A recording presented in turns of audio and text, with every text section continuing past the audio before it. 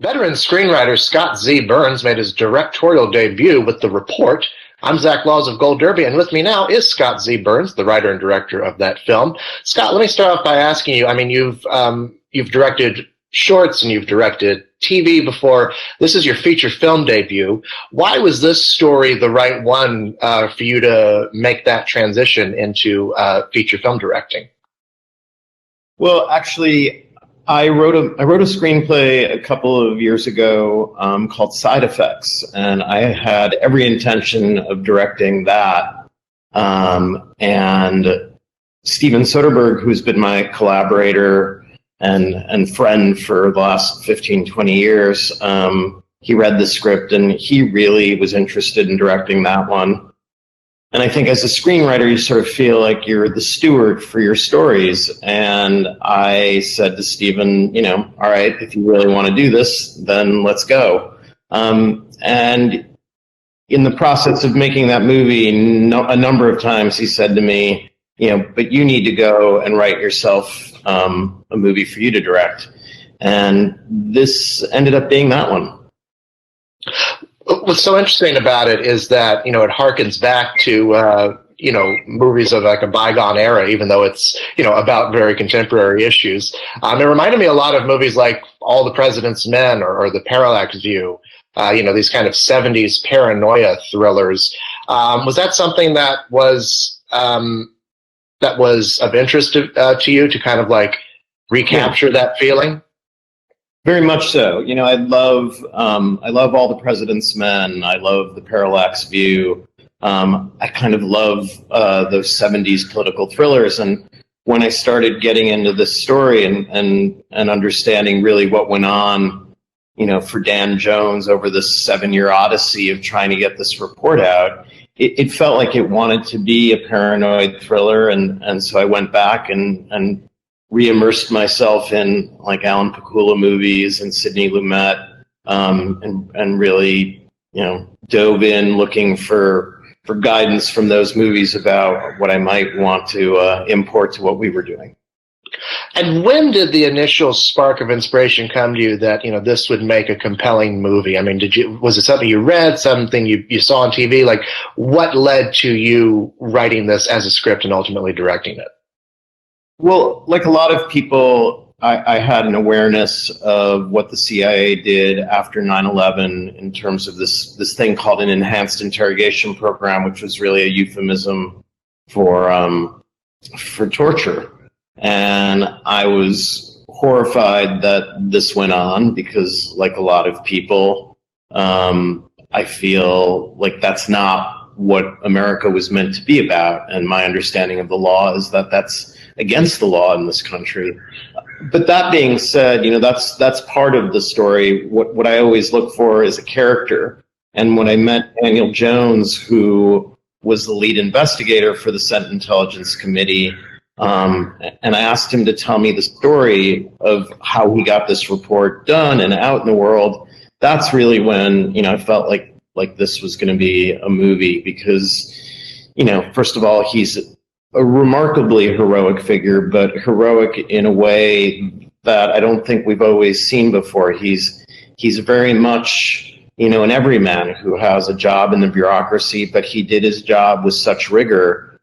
He sort of, forced the leadership of this committee to stand up and get this report out. I think what's so interesting about the movie is the way that it takes all this information that can be kind of hard to understand and, presents it in a very compelling and, easy way for audiences to kind of eat up and decimate. Can you talk a bit about how you went about, your research and things like that and, working it into a workable screenplay? Yeah, well, I mean, Dan did a report that is available online, or at least the summary of his report. His report is 6,700 pages long, and it was based on 6.2 million documents and years of research. But he was able to get it down to a 500-page document. And even that act of compression, I think, is something that's sort of interesting in the nature of storytelling. You know, when you start compressing, there are things that are going to fall by the way, and you have a lot of responsibility as an author to make sure that what you're discarding isn't biasing your story. And so there was a lot of really interesting kind of exercises that I went through in terms of making sure that I was putting forth the narrative the way that Dan had to, which was in a bipartisan way.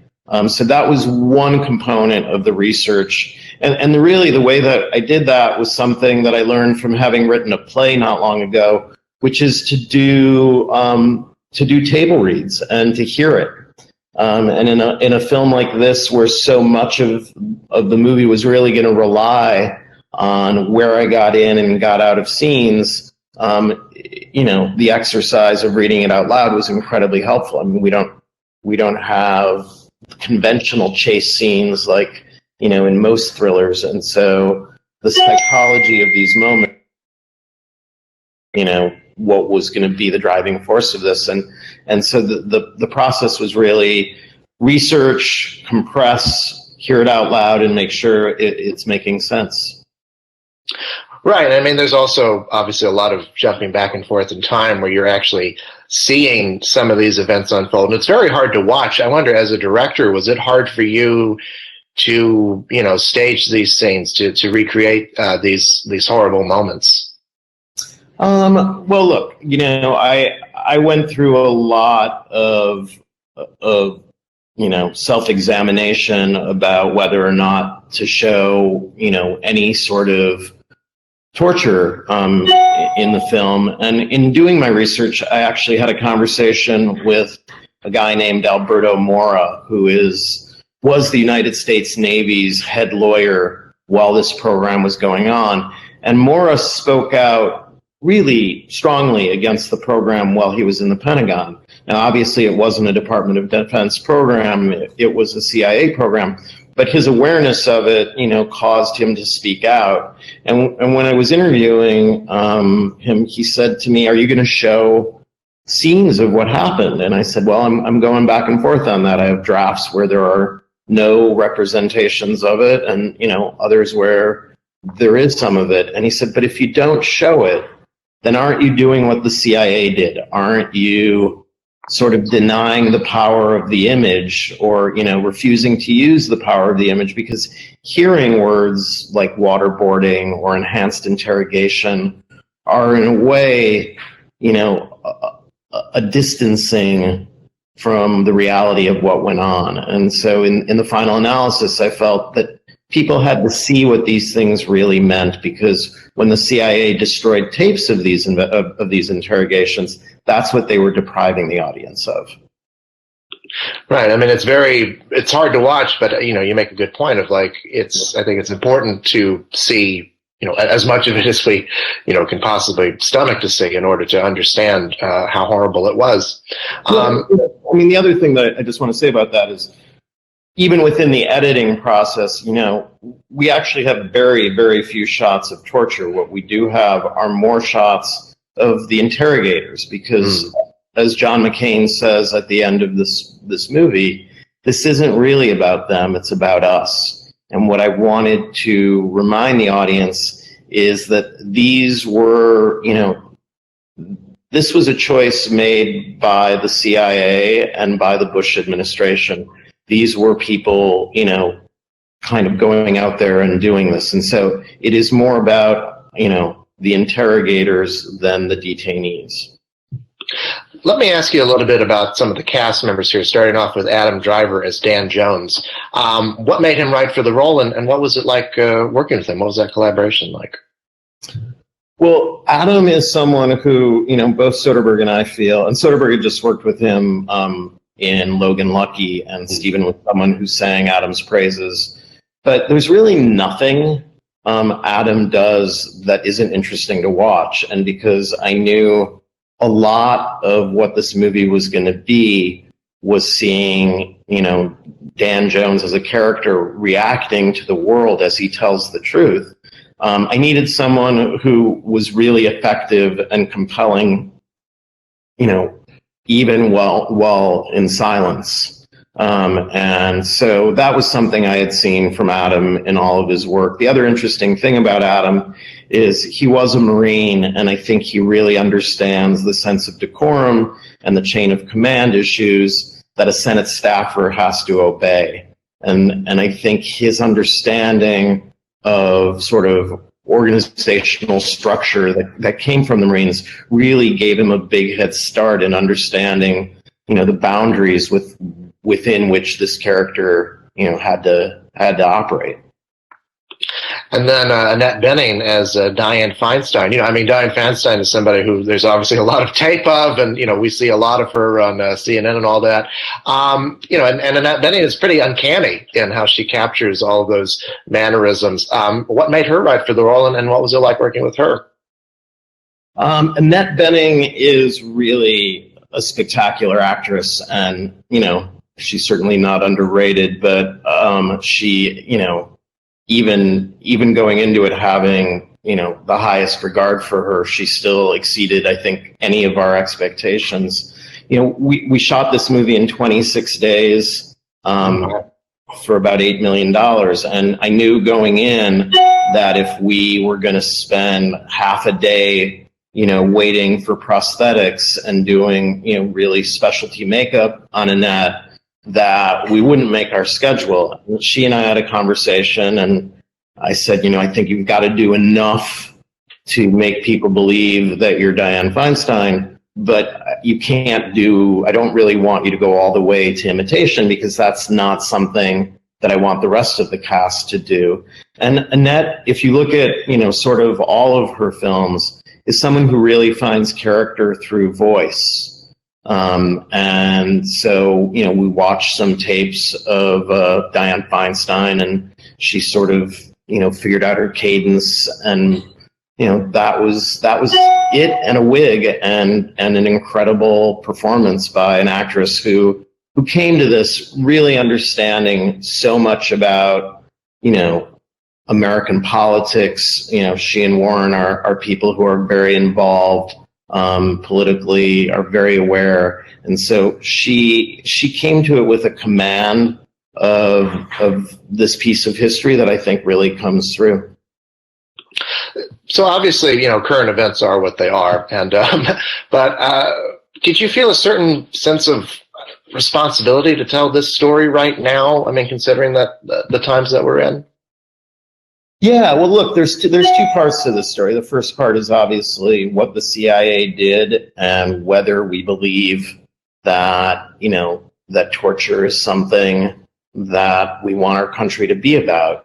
When you speak to interrogators, whether they're in law enforcement or in the military, they will say straight up that torture is ineffective, and in fact, it's worse. What it tends to do is get false confessions, and so you pollute your intel stream with this bad information. The only time it's really been used has been used purposefully to get false confessions to run propaganda campaigns, and that's why the Koreans used it against American airmen, during the Korean War. So there's that part of it, which I think the movie seeks to explore and expose. And then I think, what you're talking about is a larger issue that, sort of developed as I was writing the script and as we were in production, which is this issue of accountability in America. And when we do something wrong, and when our elected leaders do things wrong, what are our tools to hold them accountable? And when you look at the Constitution, it makes clear that the legislative branch exists to hold the executive branch in check.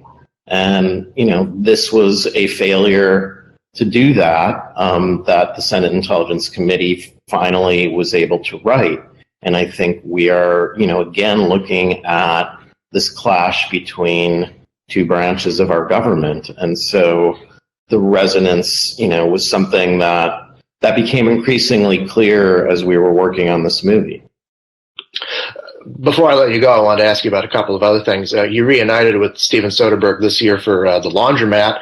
Talk a little bit about writing that movie and just about your collaboration with Soderbergh in general, because I think this is about, what, the fourth or fifth movie that you've written for him. So what's that collaboration like?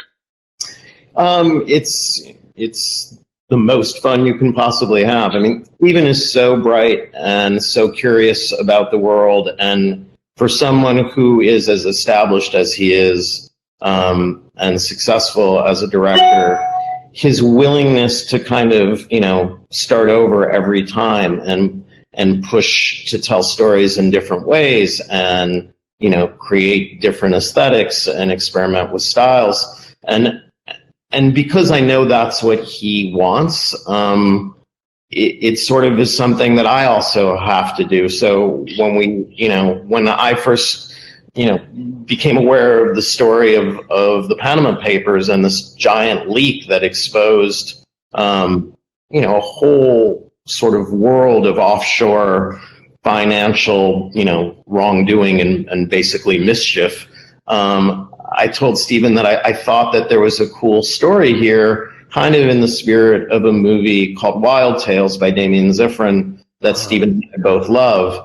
And I said, can we do something that's sort of an anthology that looks at the different ways people have manipulated the system? And he was really intrigued. And so I guess the way that we work is it's always to try and find a different way to tell the story. And in so doing, we push each other to sort of, go deeper into our own craft and see what we can do. In the case of The Laundromat, I wanted to do something that was darkly comic because Steven and I both feel that material like that, if it had been done very dryly, would have put everyone to sleep because it would have basically been, a class on taxes and tax avoidance. But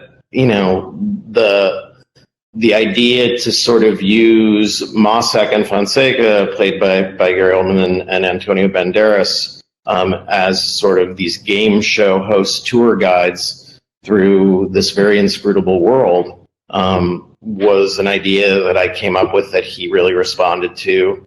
And then we decided that we needed sort of a proxy for the audience. And that proxy was going to be someone who would connect the dots of when a billionaire hides a bunch of money offshore, it means a school doesn't get books or a road doesn't get fixed or other programs, go away. And so this, it was really a desire to make this story about everyone.